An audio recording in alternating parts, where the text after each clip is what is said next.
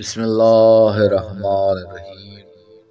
السلام علیکم، میں ہوں آپ کا بھائی عباس سمدانی۔ آپ دیکھ رہے ہیں جعفری آرٹ ٹی وی۔ آج کا ہمارا موضوع گفتگو ہے پاک سیدہ ملکۃ العرب صلوات اللہ علیہا۔ دوستو، معظمہ انعام، ملکہ اسلام، محسنہ دین خدا، ملکہ تجار، شہزادی اخیار،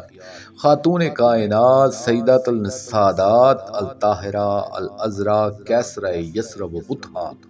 محبوب رسول خدا، ملکۃ العرب معظمہ صلوات اللہ علیہا کے بارے میں آج سے گفتگو کا ایک نیا سلسلہ شروع کرنا چاہتا ہوں،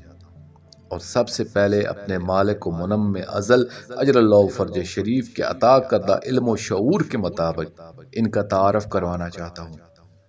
دوستو، یہ ایک اصول تعارف ہے کہ جب کسی شخصیت کا تعارف کروایا جاتا ہے تو سب سے پہلے اس شخصیت کے والدین اور نسب کے بارے میں تفصیل بتائی جاتی ہے۔ اس لیے میں بھی اپنے سلسلہ بیان کا نقطہ آغاز اسی پوائنٹ کو بنا کر سفر کلام شروع کر رہا ہوں۔ جناب سیدہ ملکۃ العرب صلوات اللہ علیہا کے والد ماجد جناب خویلد بن اسد بن عبد العزیٰ بن سید البطحا جامع القریش جناب قصی علیہ السلام ہیں۔ ان کے نسب کا یہ آخری نام پاک سرور کونین صلی اللہ علیہ وآلہ وسلم کے جد اطہر کا ہے، یعنی سید البطحا جناب قصی علیہ السلام، جس سے یہ ثابت ہوتا ہے کہ پاک سیدہ ملکۃ العرب صلوات اللہ علیہا کا نسب مبارک چوتھی پشت میں سرور کونین صلی اللہ علیہ وآلہ وسلم کے ساتھ جا کر ملتا ہے۔ دوستو، یہاں یہ وضاحت کرنا ضروری ہے کہ قریش کو ایک قوم بنانے والے سرکار قصی علیہ السلام تھے۔ انہوں نے صحرائے عرب میں بکھرے ہوئے مختلف قبائل کو اکرشو اکرشو اکرشو یعنی جمع ہو جاؤ کی آواز دی تھی۔ ان میں سے جو مختصر قبیلے ان کے فرمان پر جمع ہوئی، ان کو لقب دیا گیا تھا قریش، جس کا مطلب ہے جمع ہونے والا چھوٹا گروہ، کیونکہ قریش تصغیر کا صیغہ ہے، جس سے ثابت ہوتا ہے کہ جمع ہونے والے قبائل تھوڑے تھے۔ سرکار سیدہ ملکۃ العرب صلوات اللہ علیہا کی والدہ ماجدہ جناب فے الف توئے میم ہے صلوات اللہ علیہا بنت زائدہ بن الاسم بن رواحد بن حجر بن عبد بن معیس بن عامر بن لوئی بن غالب تھی، بحوالہ سیرت ابن حشام طبقات ابن سعد۔ دوستو، عرب میں جس وقت عیسائیت کی تبلیغ ہوئی تو عرب کے بہت سارے تجارت پیشہ لوگوں نے ترک دنیا کیا اور رہبانیت اختیار کی، اور انہوں نے اپنی تجارت کا ذمہ دار جناب خویلد بن اسد بن عبد العزیز کو قرار دیا، کیونکہ یہ عیسائیت کے بہت بڑے عالم اور مبلغ تھے، اور یہ یہودیت، عیسائیت، صائبیت اور باقی مذاہب کی الہامی و آسمانی کتب اور جملہ مذاہب کی قدیم کتب کے عالم میں متحر تھے۔ ان کے کتب خانہ میں قدیم کتب و صحائف کا ایک بہت بڑا ذخیرہ تھا۔ ان کی اس خصوصیت کو دیکھتے ہوئے جو بھی رہبانیت اختیار کرتا تھا وہ ان کو اپنی دولت، تجارت اور جائیداد وغیرہ دے دیتا تھا کہ یہ دولت کسی کار خیر پر صرف ہوگی تو ان کے ہاتھوں سے ہوگی۔ اسی وجہ سے عرب کی بہت بڑی دولت بلا محنت و مشقت ان کے پاس جمع ہو گئی تھی، اور یہ اس دولت کو رفائی کاموں پر صرف بھی کرتے تھے، جس کی وجہ سے سارے عرب میں ان کی بہت عزت کی جاتی تھی۔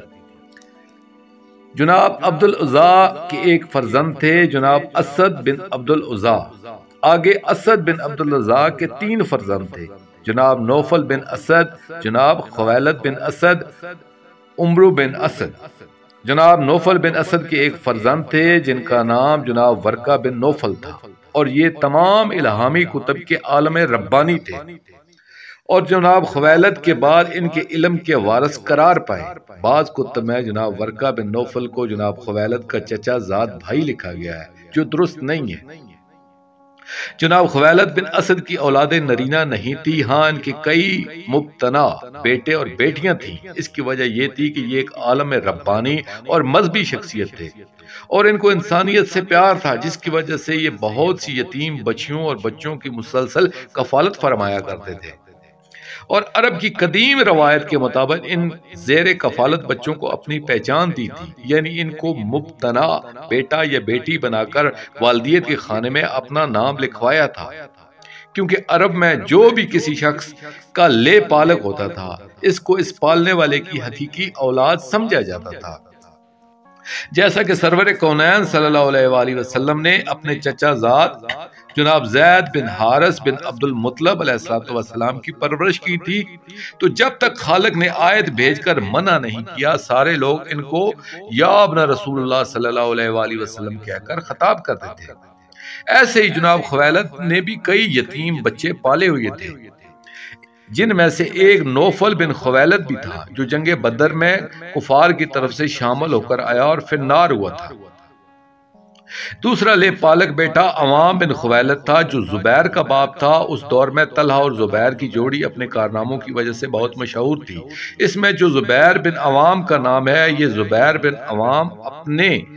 آپ کو جناب خویلد کا پوتا کہلواتا تھا، مگر اصل میں یہ ایک مصری شخص تھا، اور جناب خویلد جب مصر گئے تھے تو ان کے سپرد ایک ایسا یتیم بچہ کیا گیا تھا جس کا کوئی وارث نہیں تھا۔ انہوں نے اس یتیم بچے کو اپنا بیٹا بنایا تھا اور وہ یہی عوام بن فلاں فلاں تھا۔ اسی وجہ سے شاعر نعت حسان بن ثابت نے آل عوام کی ہجو ملی بھی لکھی تھی۔ جناب خویلد کا تیسرا مبتنا یا لے پالک بیٹا مرام بن جناب خویلد تھا، جس کے بیٹے حکیم بن مرام کے بارے میں مشہور کیا گیا تھا کہ یہ بھی خانہ کعبہ کے اندر پیدا ہوا تھا، شرح نہج البلاغہ۔ مگر یہ روایت درست نہیں تھی، یہ بات صرف اتنی تھی کہ وہ حرم کعبہ کے اندر پیدا ہوا تھا، نہ کہ بیت اللہ کے اندر، اور شاہ عبدالعزیز محدث دہلوی صاحب نے اس روایت کو ہوا دی تھی۔ دوستو، جس طرح جناب خویلد کی کئی لے پالک بیٹے تھے، ایسے ہی ان کی کئی لے پالک یتیم بچیاں بھی تھیں جن کو انہوں نے اپنی بیٹیاں بنایا ہوا تھا اور ان کے کفیل تھے۔ ان میں سے ایک تھی بی بی حالہ بنت جناب خویلد، یہ بھی جناب خویلد کی پالی ہوئی بیٹی تھیں، جس کا عقد ابو الہند تمیمی کے ساتھ ہوا تھا۔ ابو الہند کا اس کے ساتھ عقد ثانی ہوا تھا کیونکہ ابو الہند تمیمی کی پہلی بیوی اپنی 3 بیٹیاں چھوڑ کر فوت ہوئی تھی، جس کی ذمہ داری حالہ بنت جناب خویلد پر آئی تھی۔ لیکن اس عقد کے بعد ابو الہند فوت ہو گیا اور اس کی موت جناب ملکۃ العرب صلوات اللہ علیہ کے جناب سرور کونین صلی اللہ علیہ وآلہ وسلم کے ساتھ عقد کے تھوڑا عرصہ بعد ہوئی تھی، اور وہ تمیمی ایک نادر اور مفلس شخص تھا، اس لیے بی بی حالہ بیوہ ہو کر جناب سیدہ ملکۃ العرب صلوات اللہ علیہ کے گھر آ گئی تھیں، اور وہ بچیاں بھی ان کے ساتھ تھیں۔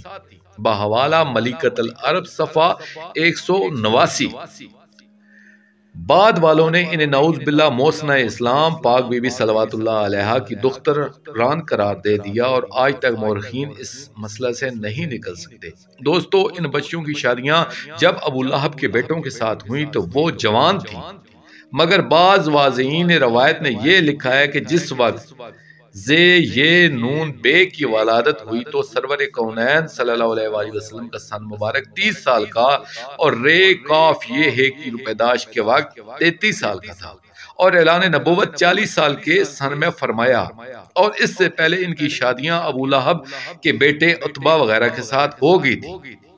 یعنی ایک کی عمر ابھی 9 سال تھی اور دوسری کی 6 سال، تو اس وقت ان کی شادیاں ہو چکی تھیں اور اعلان نبوت کے فوراً بعد ان کو طلاق بھی مل گئی تھی۔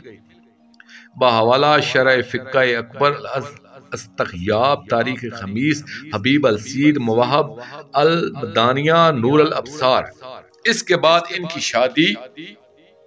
ابو العاص بن ربیع اور عثمان بن عفان کے ساتھ ہوئیں۔ یہ تاریخ کا ایک بہت بڑا مغالطہ ہے جس کو دور کرنے کے بجائے رسول کریم صلی اللہ علیہ وآلہ وسلم کی توہین پر مبنی مواد کو ہوا دی گئی ہے، جبکہ وہ بچیاں بی بی حالہ کی سوتیلی بیٹیاں تھیں اور سرور کونین صلی اللہ علیہ وآلہ وسلم کے عقد سے پہلے پیدا ہو چکی تھی، اور اعلان نبوت سے پہلے وہ جوان تھی، اور سورہ تبت یدا ابی لہب کے نزول کے بعد عتبہ و طیبہ سے ابو لہب نے انہیں طلاق دلوائی تھی، اور بعض محققین کا یہ بھی خیال ہے کہ یہ مفروضہ لڑکیاں تھیں جو تاریخ سازوں نے خود بنائی تھیں۔ جناب خویلد کی دوسری لے پالک بیٹی ابو العاص بن ربی کی ماں تھی۔ ابو العاص وہ ہے جس کی شادی حالہ کی بیٹی زے یہ نون بے کے ساتھ ہوئی تھی اور لوگوں نے اس کو نعوذ باللہ دماد پیغمبر مشہور کر دیا تھا۔ مسئلہ بنات پر بحث کرنا علم المناظرہ کا کام ہے اور اس پر بہت سی کتب موجود ہیں جو ان گان حقیقت ان کتب سے حقائق اخذ کر سکتے ہیں۔ چونکہ یہ بحث میرے موضوع کلام سے باہر ہے، اس لیے اسے ترک کرتے ہوئے میں اپنے موضوع پہ واپس آتا ہوں اور مزید بات نہیں کر سکتا۔ دوستو باقی واقعات آئندہ آنے والی ویڈیو میں پیش کیے جائیں گے۔ اور آخر میں شکریہ ادا کروں گا اپنے مرشد کریم سید محمد جعفر الزمان نقوی البخاری سرکار دامت اللہ تعالی کا۔ یہ مضمون میں نے ان کی کتاب محسنین اسلام سے پیش کیا ہے۔ اور آخر میں اپنے پاک شہنشاہ کی بارگاہ میں دعا کریں گے، اللہ جل یا مسرت پاک سیدہ ملکۃ العرب صلوات اللہ علیہا،